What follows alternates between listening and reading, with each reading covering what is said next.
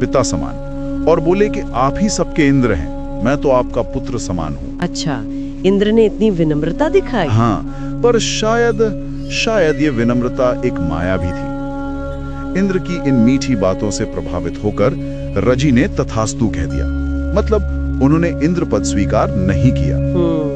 तो ये दिखाता है कि कैसे महान योद्धा भी प्रशंसा और शायद भ्रम में पड़ सकते हैं। बिल्कुल, और कैसे सत्ता खुद को बचाने के लिए विनम्रता का दिखावा भी कर सकती है।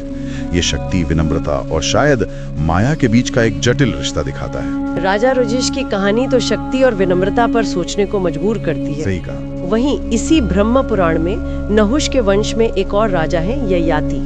उनका चरित्र बिल्कुल अलग तरह की मानवीय इच्छाओं को दिखाता है। हाँ, ययाति, उनका जीवन एकदम अलग चुनौतियों से भरा था। उनकी 2 पत्नियां थीं, एक तो शुक्राचार्य की बेटी देवयानी और दूसरी असुर राजकुमारी शर्मिष्ठा।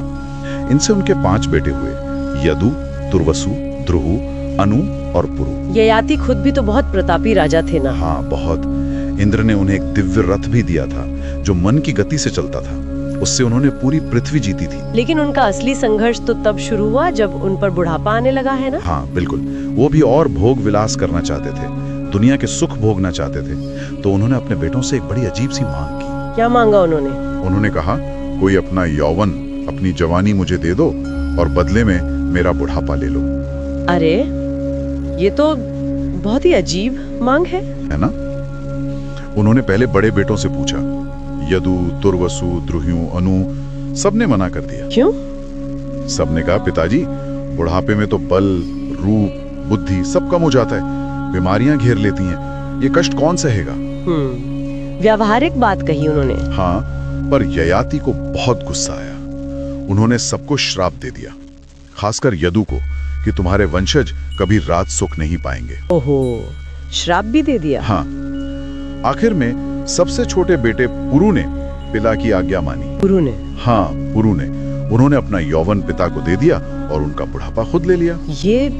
ये पितृभक्ति का एक बहुत बड़ा उदाहरण है। बिल्कुल। अब पुरु के जवानी लेकर ययाति ने क्या किया? कहते हैं हजारों साल तक विश्वाची नाम की अप्सरा के साथ चैत्र रथ जैसे सुंदर वन में विहार किया, खूब सुख भोगे। तो क्या उन्हें शांति मिली, तृप्ति हुई? कहाँ, बिल्कुल नहीं। आखिरकार उन्हें यह एहसास हुआ कि भोगों से, इच्छाओं को पूरा करने से कभी तृप्ति नहीं मिलती। अच्छा, ये ज्ञान उन्हें अंत में हुआ? हाँ, उन्होंने खुद कहा, उनके शब्द हैं, कामनाएं उपभोग से कभी शांत नहीं होती, बल्कि वैसे ही बढ़ती हैं जैसे घी डालने से अग्नि और भड़कती है। ये तो बहुत